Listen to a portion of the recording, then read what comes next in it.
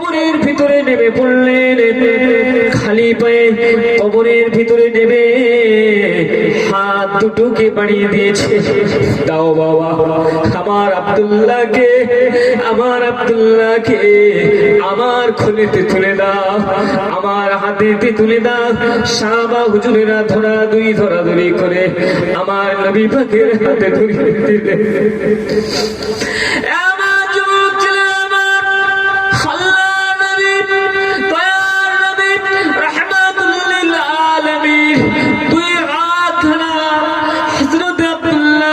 পাজা করে ধরে তুই হাত মুবারক দ্বারা পাজা করে ধরে আল্লাহ দরবারে জানেন আল্লাহ পাক সাহাবা হুজুরেরা আমি নবীর হাতে আব্দুল্লাহকে তুলে দিয়েছি, আমি মুহাম্মদুর রাসূলুল্লাহ এবারে আপনার জিম্মাতে তুলে দেব। রব্বুল আলামিন আল্লাহ,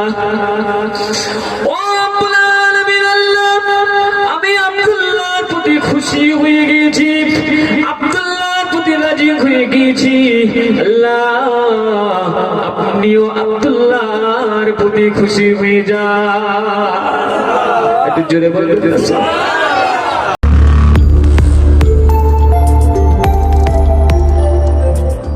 আমরা কনফার্ম হতে পারি না কোন কাজটা করব। যেমন বাপের চাপেতে, বাপ মায়ের চাপেতে আমার নবীর কন্যাকে বাড়িতে ফিরিয়ে দিয়েছে। বোঝানোর জন্য বলছি, আমার নবী কন্যাকে বাড়িতে ফিরিয়ে দিয়ে এসেছে। ঠিক ওই রকমই একজন সাহাবা আব্দুল উজ্জা, হাদিস হয় বুখারী শরীফের একটি হাদিস। এই ঘটনাটাই পর্যন্ত রাখুন, মাথায় রাখুন। ইনি সম্পদের লোভে, টাকার লোভে, পিতামাতার কথা শোনার জন্য, পিতামাতার সম্মান রাখার জন্য আমার নবীর চোখ দিয়ে পানি ছড়িয়েছেন, এমন পানি ছড়িয়েছেন আমার নবী বদদুয়া করেছেন। আব্দুল উজ্জা ইনিও মক্কার মানুষ, কাবা শরীফ পরিষ্কার করতেন, কাবা শরীফ ঝাড়ু দিতেন, কাবা শরীফ মুছতেন, দায়িত্ব ছিল। এটা একটা সম্মানীয় চাকরি, এটা একটা বড়, সেই সময়ের মধ্যে একটা বড়, সব থেকে সম্মানীয় চাকরি কাবা শরীফ মোছা। জি, আব্দুল উজ্জা তিনি দেখতেন মুহাম্মদ সাল্লাল্লাহু আলাইহি ওয়াসাল্লাম কাবার সামনে এসে কোরআন শরীফ পাঠ করছেন। তিনি দেখেন, রোজ দেখছেন, কিন্তু উনি বুঝতে দেন না যে উনি মুহাম্মদ রাসূলুল্লাহ কোরআন শুনছেন। যে বলুন না সুবহানাল্লাহ। কেন মক্কার মানুষের বুঝতে পারলেই মারবে, উনি বুঝতে দিতেন না। মুছতেছেন, আমার নবী তেলাওয়াত করছেন, শুনছেন, আমার নবী যে সমস্ত কথাগুলো বলছেন শুনছেন। এইভাবে করতে একদিন উনি আমার নবীর হাতে হাত দিয়ে কলেমা পড়ে মুসলমান হয়ে গেছেন। জোরে বলুন, একটু জোরে বলুন না সুবহানাল্লাহ। মুসলমান হয়ে গেলেন। চাচার কাছে খবর গেল, আব্দুল উজ্জা তুমি নাকি কোরআন মুহাম্মদের হাতে হাত দিয়ে মুসলমান হয়েছো, তোমার যে সম্পদ, তোমার বাপ যে টাকা পয়সা, জায়গা জমি, ব্যবসা, যে সম্পদ আমাকে দিয়েছে দেখভাল করার জন্য, তা থেকে একটাও তোমাকে দেব না, আমি চাচা বলে দিলাম। কারণ তুমি বেদিন হয়ে গেছো, বাপ দাদার ধর্মকে তুমি অবমাননা করেছো, মুহাম্মদের হাতে হাত দিয়ে কলমা পড়ে নিয়েছো। যাও, বেরিয়ে যাও ওখান থেকে। হয় মুহাম্মদের কাছে যাও, নাহলে মুহাম্মদের ধর্ম ছেড়ে আমাদের কাছে যেমন ছিলে ফিরে আসো। বোঝানোর জন্য বলছি। আব্দুল উজ্জা বললেন, চাচা আপনি যদি আমার সব কিছু কেড়ে নেন, সব কিছু আমার থেকে বিচ্ছিন্ন করে দেন, আমি সব সহ্য করে নেব, মুহাম্মদ রাসূলুল্লাহ থেকে বিচ্ছেদ হতে পারবো না। জোরে বলুন। দুটো জিনিস, উতবা সাহেবা নিজেরা স্বেচ্ছায় বাপের কথা শুনে ছেড়ে দিয়ে এলো, কিন্তু আব্দুল উজ্জা কি করছেন? না চাচা পারবো না। আমি দুটো ঘটনা রাখলাম, দুটো ঘটনায় বলবো, শেষ করবো। বুঝতে পারছেন না? মনে রাখতে হবে কিন্তু দুটো ঘটনার পয়েন্ট। একজনের কাছে সুবর্ণ সুযোগ ছিল, নবী পাকের দুটো কলিজা ছিল, আমার নবী পাকের কলিজার টুকরা দুটো কন্যা ছিল একটা বাড়িতে। দুই ভাইয়ের কাছে দুইটা কন্যা মা ছিল, কত বড় সৌভাগ্য ছিল। হতভাগা কপাল ফাটা উদ্বা সাহেবা বাপের কথা শুনে, মায়ের কথা শুনে, বাপ মায়ের মুখ রাখতে গিয়ে আমার নবীকে দুঃখ দিয়েছিল, আমার নবীকে অপমান করেছিল, আমার নবীর বাড়িতে মেয়ে দুটোকে রেখে দিয়ে চলে এসেছিল। আর আব্দুল উজ্জা কি করছে? চাচা বলতে লাগলো, আব্দুল উজ্জা,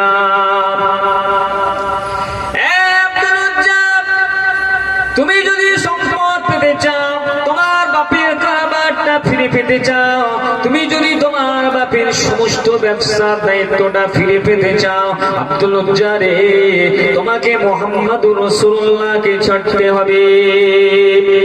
আব্দুল উজ্জা ঘোষণা করে দিল, চাচা আমি পারবো না, মুহাম্মাদের কথা ভুলতে পারবো না, মুহাম্মদুর রাসূলুল্লাহকে ছাড়তে পারবো না, মুহাম্মদুর রাসূলুল্লাহর কথা ছাড়তে পারবো না। ও আমার চাচা, তামাম দুনিয়ার সম্পদ যদি আমার থেকে আপনি কেড়ে নিতে পারেন, আমার থেকে আপনি কেড়ে নিয়ে নেন, আমি আব্দুল উজ্জা, আমাকে আমার নবী পাক আব্দুল্লাহ নামটা রেখে দিয়েছিলেন, এই আল্লাহ আব্দুল্লাহ, আমি আমার আল্লাহর বান্দা, এই আল্লাহকে ছাড়তে পারবো না। আব্দুল্লাহ আমার নবীর নাম রেখেছে, আমি আল্লাহর বান্দা, আল্লাহর গোলাম, যার গোলামতি করি তার গোলামতি আমি বন্ধ করব না। চাচা বলল বেরিয়ে যাবে। আব্দুল উজ্জা চলে যাচ্ছে। এই শোন, তুই যে কাপড়টা পরে আছিস না, ওটা আমাদের কাপড়, দিয়ে যা, কাপড় খোল। চাচার টার্গেট কি ছিল? যুবক ছেলে কাপড় খুলে নিলে ও আর যাবে না, বাড়ি থেকে বেরিয়ে যেতে পারবে না লজ্জা। চাচা এই টার্গেটে বলেছে কাপড় খোল, দিয়ে যা। আব্দুল উজ্জা গায়ের কাপড় খুলে নিয়ে, পরনের কাপড় খুলে নিয়ে চাচার মুখে মেরে দিয়েছে। চাচা রেখে দাও তোমার কাপড়, আমি চললাম মুহাম্মদুর রাসূলুল্লাহর কাছে। জোরে বলুন না সুবহানাল্লাহ, একটু জোরে বলুন না সুবহানাল্লাহ। আমার নবী যখন মক্কা থেকে মদিনায় হিজরত করে চলে গেছে, হযরতে আব্দুল্লাহ মায়ের বাড়িতে আসলেন। মা ছোট্ট হুজরাতে আছে, মায়ের কাছে এসে কোন রকম লজ্জাস্থানে হাত দুটো চাপা দিয়ে এসে বলতে লাগলেন, আমার আম্মা জান, আমার আম্মা জান, আম্মা জান, আম্মা জান, আমি আব্দুল্লাহ আপনার কাছে ভিক্ষা চাই মা, এক টুকরো ছোট্ট কাপড় কি আমাকে দেবেন মা, আমি আমার লজ্জাস্থানটা ঢেকে নেব। হযরতে আব্দুল্লাহর মা দরজা দিয়ে উঁকি মেরে দেখতে পায় হযরতে আব্দুল্লাহ উলঙ্গ অবস্থায়, যুবক ছেলে ওইভাবে হাত দুটোকে লজ্জাস্থানে চাপা দিয়ে দাঁড়িয়ে আছে। মা চোখটা ঘুরিয়ে নিয়ে বলতে লাগলো, বেটা এমন অবস্থা তোমাকে কে করিল, এমন হালাতটা তোমাকে কে করিল, তুমি তো সম্পদের মালিক, তোমার আব্বা সম্পদের অনেক মালিক, কে তোমার এমন অবস্থা করিল? সংক্ষেপে আব্দুল্লাহ মাকে ঘটনা শুনিয়ে দিল। হযরতে আব্দুল্লাহ বলতে লাগলেন, মা আপনি যদি আমাকে কাপড় দেন, আমি কাপড়টা নিয়ে মুহাম্মদুর রাসূলুল্লাহর কাছে চলে যাব, আপনার বাড়িতে আমি থাকবো না। হযরতে আব্দুল্লাহ কেঁদে কেঁদে কেঁদে কেঁদে মায়ের কাছে বলতে লাগলেন, মা চিন্তা করছেন কি করবেন? কেন মা তো কলমা পড়েনি, মাও কলমা পড়েনি। মায়ের মন একবার মন চিন্তি, আবার চিন্তা করছে। হযরতে আব্দুল্লাহ বলতে লাগলেন, ও আমার আম্মা জান, আপনি যদি না দেন আমি চলে যাব মুহাম্মদুর রাসূলুল্লাহর কাছে, খালি পায়ে, খালি গায়ে, খালি মাথায়। মা আমি কাপড় নেব না, মা আপনি আমাকে পেটেতে লালিত পালিত করে মানুষ করেছেন মা, আপনি আমাকে ছোট থেকে মানুষ করেছেন মা, আপনার মনে তো অবশ্যই দয়া হবে। হযরতে আব্দুল্লাহর মা ছোট্ট একটা কম্বলের টুকরো ছেঁড়া নিয়ে দরজা দিয়ে আব্দুল্লাহ দিকে ছুঁড়ে দিলেন। হযরতে আব্দুল্লাহ ওই ছোট্ট কম্বলের টুকরাখানা কোমরের মধ্যে জড়িয়ে নিলেন। ছুটে ছুটে ছুটে ছুটে মদিনার দিকে দৌড় দিলেন, মদিনার দিকে দৌড় দিলেন। না কোনো ঘোড়া আছে, না কোনো উট আছে, না কোনো সওয়ারে আছে, কোন রকম কিছুর ব্যবস্থা নাই। খালি পায়ে, খালি গায়ে, খালি একটা তরুণের কোমরে জড়িয়ে একটা কাপড়ের টুকরা। ওই অবস্থাতে মক্কা থেকে বের হয়ে পড়লেন, মক্কা থেকে বের হয়ে পড়লেন। মক্কার মানুষেরা বলেছিল, আব্দুল্লাহ এইভাবে তুমি কতদিনে মক্কায় পৌঁছে যাবে, কতদিনে তুমি না খেয়ে যাবে, পথে তো খাবার পাবে না, পথে তো পানি পাবে না, কিভাবে তুমি মক্কা থেকে মদিনায় চলে যাবে? হযরতে আব্দুল্লাহ বলেছিল, ও মক্কার মানুষেরা, আমি যদি কষ্ট করে একবার মুহাম্মদুর রাসূলুল্লাহ কাছে পৌঁছে যেতে পারি, সেই নবী পাকের চাঁদ মুখখানা দেখলে আমি আব্দুল্লাহ আমার জীবনের কষ্ট আমি ভুলে যাব। জোরে বলবেন না সুবহানাল্লাহ। একটা বার শুধু আমি কষ্ট করে পৌঁছে গেলে দেখে সব ছেড়ে দিলে। যদি আমাদের এই অবস্থা কোনোদিন আসে, আল্লাহ না করুক, বোঝানোর জন্য এই বুঝতে পারেন ইমানদার ভাইরা, আল্লাহর নবীর বদদোয়া, আল্লাহর ওলির দোয়া। আজকে আমরা হাওড়া জেলার মানুষ, আজকে আমরা পীরপন্থী মানুষ, আমরা মুজাদ্দিদে জামানের বাগানের মানুষ, আমরা হুজুরে পাক সাল্লাল্লাহু আলাইহি ওয়াসাল্লামের উম্মত। আমাদের দ্বারা এমন কোনো কথা, এমন কোনো কাজ না হয়ে যায়, আল্লাহর ওলিদের বদদোয়া আমার নবী পাক সাল্লাল্লাহু আলাইহি ওয়াসাল্লামের নেক নজর আমাদের থেকে সরে যায়।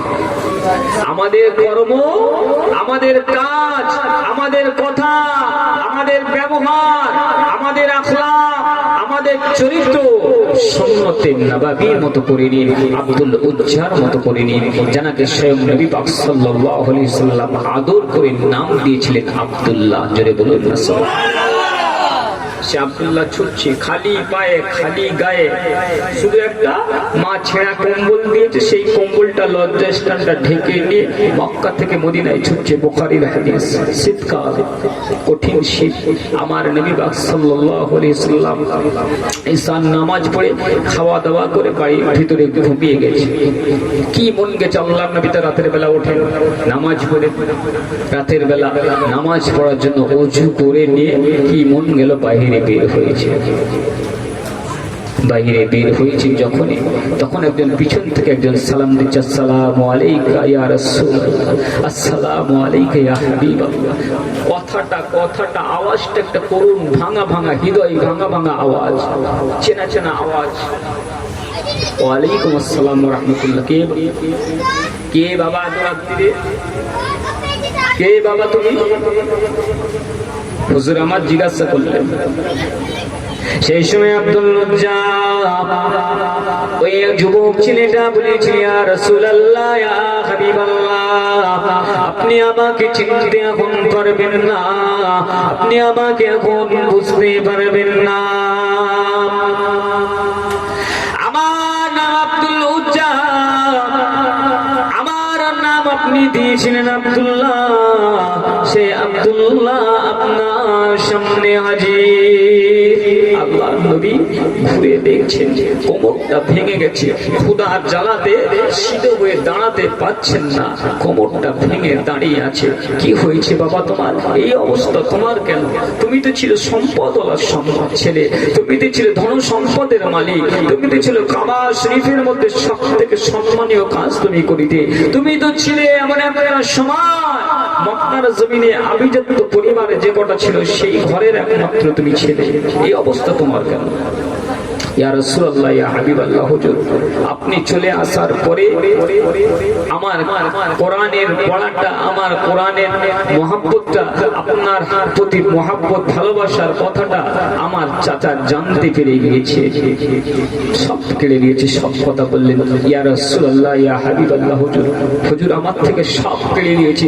শুধু তাই নয়, আমার পরনার কাপড়টাও পর্যন্ত খুলে নিয়েছি। ইয়া রাসূলুল্লাহ, ইয়া হাবিবাল্লাহ, হুজুর আমার মায়ের দেওয়া ছেঁড়া টুকরো সেইটা পরে নিয়ে আমি আব্দুল্লাহ আপনার সামনে হাজির। জোরে বলুন না সুবহানাল্লাহ। আপনার কাপড় কেউ খুলে নেয় না, আপনার ঈমানটাকে কেউ এইভাবে ধ্বংস করার চেষ্টা করে না, আপনাকে নামাজ পড়া থেকে কেউ রুখে দেয় না, আপনাকে রোজা রাখা থেকে কেউ রুখে দেয় না, আপনার কলমা পড়া থেকে কেউ বন্ধ করে না, কিন্তু আমরা নিজেরাই সেগুলোকে সব ছেড়ে দিয়েছি, নিজেরাই ছেড়ে দিয়েছি। সুন্নতে নববী জীবনটা আমরা নিজেরাই বন্ধ করে দিচ্ছি। কি আছে আমার পারবো? আব্দুল্লাহ আছে, আপনিও যুবক একজন, আমিও যুবক একজন, আব্দুল্লাহ একজন যুবক, হযরত আব্দুল্লাহ একজন যুবক, তেনারও শখ ছিল সুন্দর নারী বিবাহ করা। তিনি তো পারতেন মক্কায় থাকা অবস্থাতে, সম্পদশালীর মানুষ, মদিনা মক্কার মধ্যে সব থেকে সুন্দরী নারীকে বিবাহ করতে পারতেন, করেছিলেন। কেন ত্যাগ করলেন? কিসের জন্য সব কিছু ত্যাগ করে আসলেন? কি দরকার ছিল? না, মুহাম্মদুর রাসূলুল্লাহকে বিশ্বাস করেছিলেন, যে বিশ্বাসটা ভঙ্গ করেননি, যে বিশ্বাসটা তিনি ছেড়ে দেননি। মুহাম্মদুর রাসূলুল্লাহর জন্য সমস্ত কিছুকে ছেড়ে দিয়েছেন। জোরে বলুন না সুবহানাল্লাহ। একটু জোরে বলবেন না সুবহানাল্লাহ। আজ তো আমরা কি করব? যদি বলে হারাম খাসনি, ওই মদ খাওয়া যাবে না, নামাজ পড়তে চাও, আমরা কি করবো? না মদ আগে খাই, নামাজ পরে পড়ে বোঝানোর জন্য। আমি জানি না কে মদ খায়, কে কি করে জানি না, সত্য কথা আমি জানি না। বাবু গাঁজা খাসনি?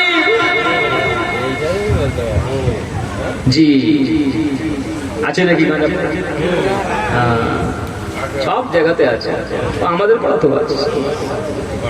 কি গাঁজা হাওড়া জেলার ছেলেরা কি গাঁজা খাওয়া শুরু করেছে, যে এ গাঁজা খদ্দের সংখ্যা হাওড়া জেলায় এত বাড়লো কি করে? আর তোমরা গুটকা খাও, তোমরা পান খাও, বিড়ি খাওয়া থেকে আবার গাঁজা খাওয়া শুরু করেছে। আস্তাগফিরুল্লাহ। আমার নবী পাকের মহব্বতের মানুষের একটু মনোযোগ দিয়ে শুনে রেখে দাও বাবা। ওই গাঁজা খাবে, ওই গাঁজা খাওয়া তো আল্লাহ নবী হারাম ঘোষণা করেছেন। ওই হারাম খেয়ে দিয়ে যদি তুমি মারা যাও, কিভাবে আল্লাহ নবীর সুপারিশ পাবে?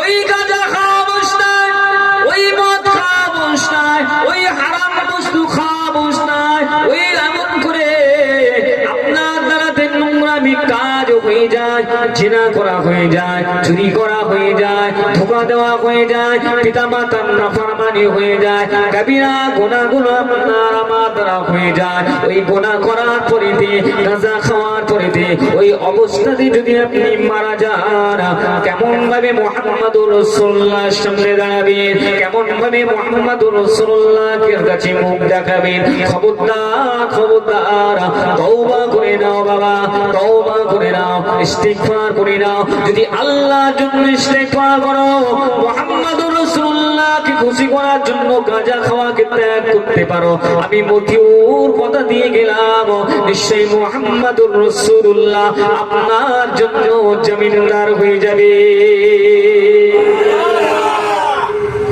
একজন আছে গাঁজা খাই, তওবা করো, অন্তর থেকে আমাকে দেখাতে হবে, এটা বলতে হবে। যারা গাঁজা খায় এই মজলিসে যদি থাকে, মুহাম্মদুর রাসূলুল্লাহকে খুশি করার জন্য আজ থেকে তওবা করুন। গাঁজা খাবো না কাল থেকে, মদ খাবো না কখনো কাল থেকে, আগামী আজ থেকে এই তওবাটা করো। যদি এই তওবাটা একজনও পড়িতে পারে, মনে করবেন আপনাদের জলসা দেওয়াটা আল্লাহ পাক কবুল করে নেবেন। যারা বলবেন না যদি কেউ গাঁজাখোর থাকে এই মাহফিলে অনুরোধ করে বলে গেলাম মুহাম্মদুর রাসূলুল্লাহ সুপারিশ আপনি পাবেন ইনশাআল্লাহ। এই মাহফিল থেকে তওবা করে দিবেন। দেখেন আব্দুল্লাহর কথা চিন্তা করুন, সব পৃথিবীর মধ্যে সব থেকে বড় চাকরি ছেড়ে দিলেন, সম্পদ ছেড়ে দিলেন, পরনের কাপড়টাও ছেড়ে দিয়েছে মুহাম্মদুর রাসূলুল্লাহকে খুশি করার জন্য। আর আপনি যদি মনে করেন মুহাম্মদুর রাসূলুল্লাহকে বেজার করব, যেমন উতবা সাহেবা করেছিল, তাদের হালাতটা দুনিয়াতে আল্লাহ দেখিয়ে দিয়েছেন। হিমস্য প্রাণী কলিজা ছিঁড়ে ছিঁড়ে খেয়েছিল। কাকে খুশি করবেন? দুনিয়ার মানুষকে, অন্তরকে, নফসকে, শয়তানকে? খবরদার পরিবর্তন হয়ে যাও। যারা গাঁজাখোর, বিড়িখোর, মদখোর, জেনাখোর আছে তওবা করুন। যদি খালেস নিয়তে ইস্তেগফার করে ইনশাআল্লাহ এই মাহফিলটাকে আল্লাহ পাক আপনার আমার জন্য নাজাতের ওসিলা বানিয়ে দেবে। জোরে বলুন, আরো জোরে বলো।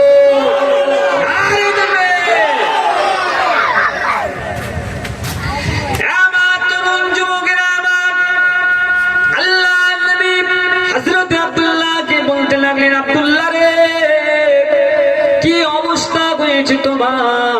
এসো বাবা, এসো আমার বাড়িতে এসো। আমি মুহাম্মদুর রাসূলুল্লাহর সঙ্গে বাড়িতে চলো। আল্লাহর নবী নিজের বাড়ির ভিতরে নিয়ে গেলেন। আম্মা জান আয়েশার হুজরা শরীফে নিয়ে গেলেন। আম্মা জানকে বললেন, আয়েশা যদি তোমার বাড়িতে কিছু খাবার থাকে আমার আব্দুল্লাহর জন্য ব্যবস্থা করো।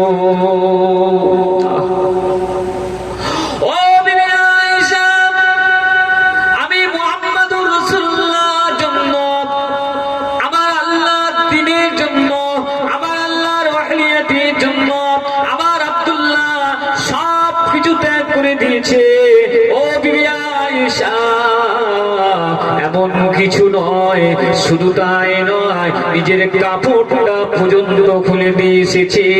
আয়েশা রে আমার যে বাড়িতে একটা কাপড় আছে ওই দুইটা কাপড়ের টুকরা আমাকে দাও, আমার আব্দুল্লাহকে পরতে দে। আম্মা জান আয়েশা আমার নবী পাকের একটা ইজাত দিলেন, আমার নবী পাকের একটা কামিজ দিলেন। ওই লুঙ্গি ও জামাটা আব্দুল্লাহর হাতে তুলে দিলেন। আব্দুল্লাহ আমি মুহাম্মদুর রাসূলুল্লাহর জন্য তোমার সমস্ত কিছুকে বিলীন করে দিয়েছো। আমি মুহাম্মদুর রাসূলুল্লাহর পক্ষ থেকে এটা আমি তোমাকে উপহার হিসেবে দিয়ে দিলাম। আমার নবীর ব্যবহারকৃত কাপড় যাই তাই কাপড়। খাওয়া দাওয়া করালেন। কি চাও বলো আব্দুল্লাহ? এত কষ্ট করেছো তুমি, তোমার জীবনের একটা ইচ্ছা বলো, যা ইচ্ছা বলবে আমি মুহাম্মদুর রাসূলুল্লাহ সেটাই তোমার জন্য আল্লাহর কাছে দোয়া করবো। জোরে বলুন। পিছনের বাবাজির একটু জোরে বলবেন। কত বড় অফার! আব্দুল্লাহ কি চাই তোমার?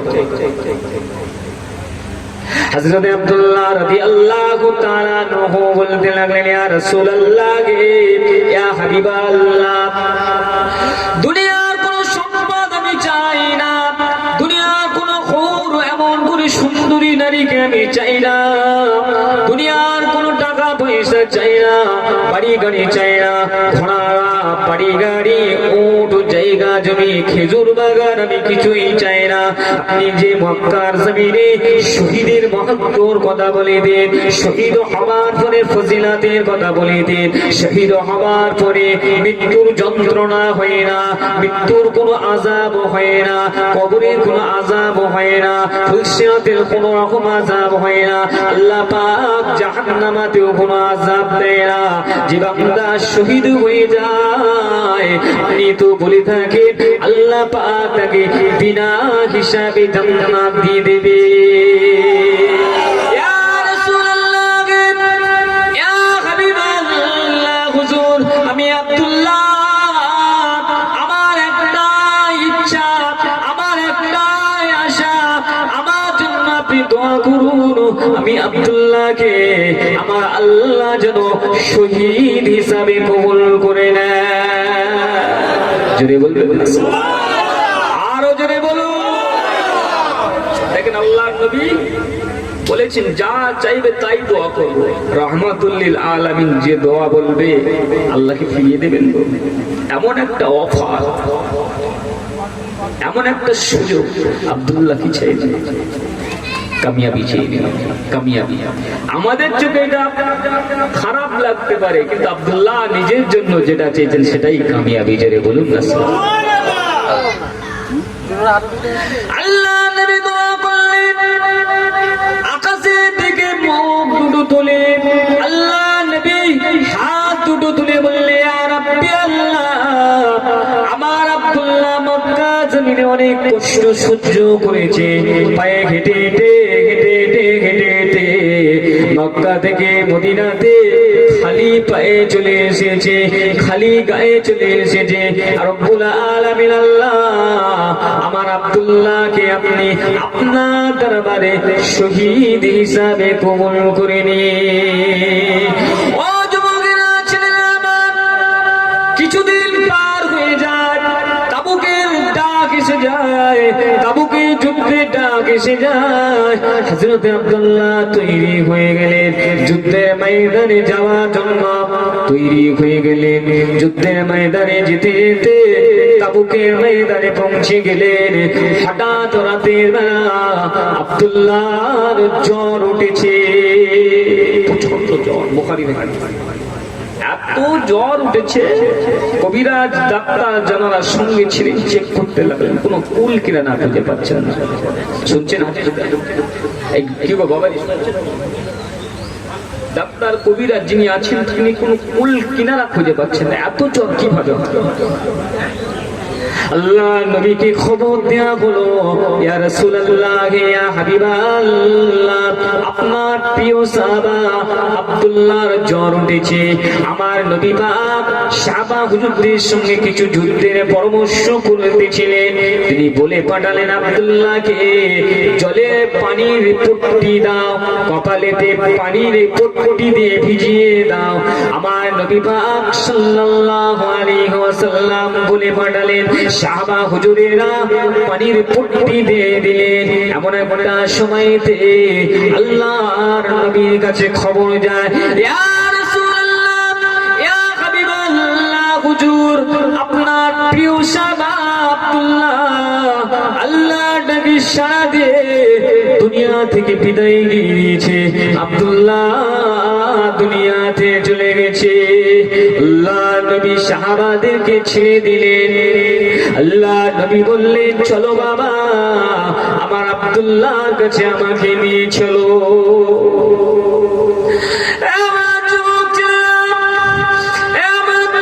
যুবকেরা আমার, আল্লাহ নবী আপনার নবী আমার নবী মুহাম্মদুর রাসূলুল্লাহ সাল্লাল্লাহু আলাইহি ওয়াসাল্লাম শোনার সঙ্গে সঙ্গে ওই জায়গা থেকে উঠে বললেন, আব্দুল্লাহর হুজুরার দিকে রওনা দিলেন। সাহাবা হুজুরদেরকে বললেন, কবর খোলা শুরু করো। আমার নবী পাক সাল্লাল্লাহু আলাইহি ওয়াসাল্লাম আব্দুল্লাহর তাবুতে প্রবেশ করে আব্দুল্লাহর মাথা মোবারকে হাত দিতে লাগলেন।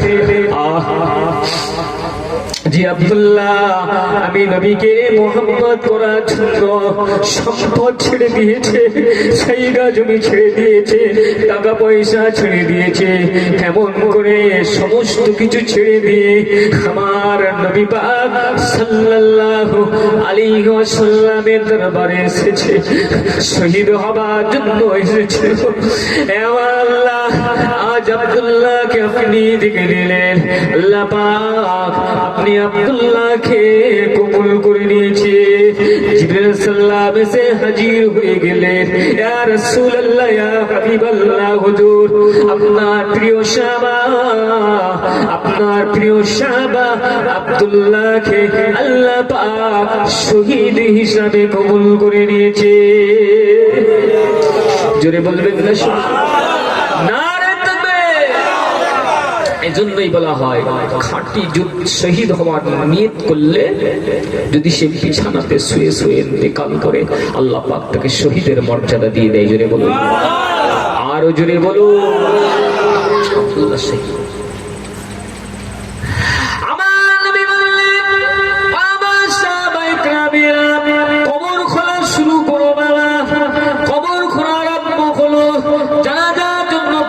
নেওয়া হলো জানাজার নামাজটা স্বয়ং আমার হাবিবুল্লাহ ইমামতি করলেন সাহাবা হুজুরেরা জানাজার নামাজ আদায় করলেন হযরতে আব্দুল্লাহকে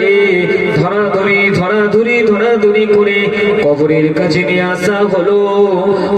কাছে নিয়ে আসা হলো একজন সাহাবা হুজুর তরুণ সাহাবা হযরতে সালমান ফারসি রাদিয়াল্লাহু তাআলা আনহুর অনুমতি নিয়ে কবরের মধ্যে নামতে গেলেন বয়স্ক সাহাবা সালমান ফারসির অনুমতি নিয়ে একজন যুবক সাহাবা কবরের নামতে গেলেন আল্লাহর নবী মানা করলেন খবরদার নামো না আমি মুহাম্মদুর রাসূলুল্লাহ স্বয়ং আব্দুল্লাহর কবরে নামবো জোরে বলুন একটু জোরে বলবেন আপনার নবী দয়া নবী মুহাম্মদুর রাসূলুল্লাহ খালি পায়ে কবরের ভিতরে নেমে পড়লেন খালি পায়ে কবরের ভিতরে নেমে হাত দুটোকে বাড়িয়ে দিয়েছে দাও বাবা আমার আব্দুল্লাহকে আমার খুলেতে তুলে দাও আমার হাতেতে তুলে দাও সাহাবা হুজুরেরা ধরাধরি করে আমার নবী পাকের হাতে তুলে দিলেন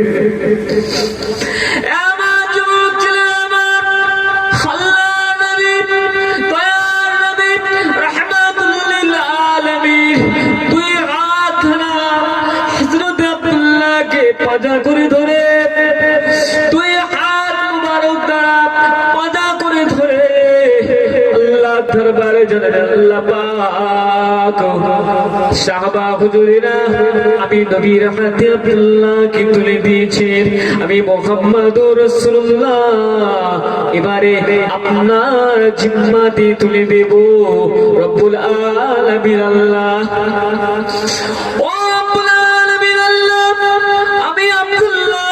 খুশি হয়ে গেছি আব্দুল্লাহ প্রতি রাজি হয়ে গেছি আল্লাহ আপনিও আব্দুল্লাহর প্রতি খুশি হয়ে যান একটু জোরে বলবেন